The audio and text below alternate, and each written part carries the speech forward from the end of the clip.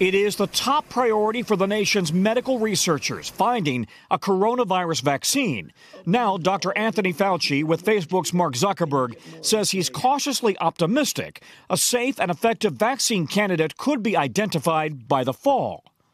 By the time we get to the end of this year, the beginning of calendar year 2021, we may have vaccine, one or more candidate that is actually safe and effective.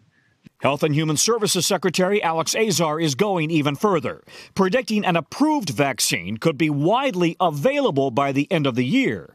We believe it is very credible to be thinking of the high tens of millions of doses of approved vaccine for use later this year, with hundreds of millions of vaccines early next year. But this morning, with the death toll rising, experts warn the U.S. is losing the battle over coronavirus testing, with long lines at pop-up testing sites nationwide.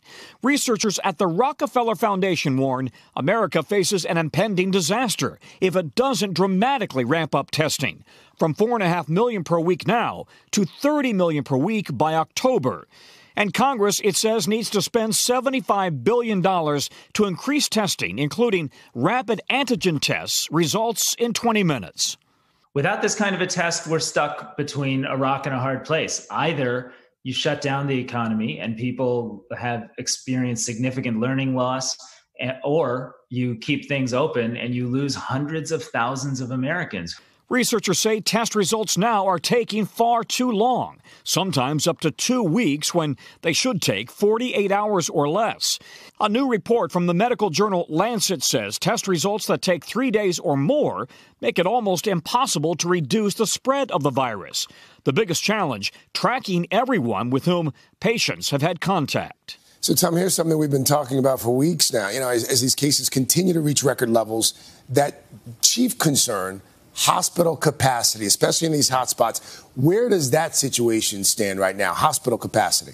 So right now it's Florida, it's Texas, it's Arizona, and California. And just as a snapshot, Florida.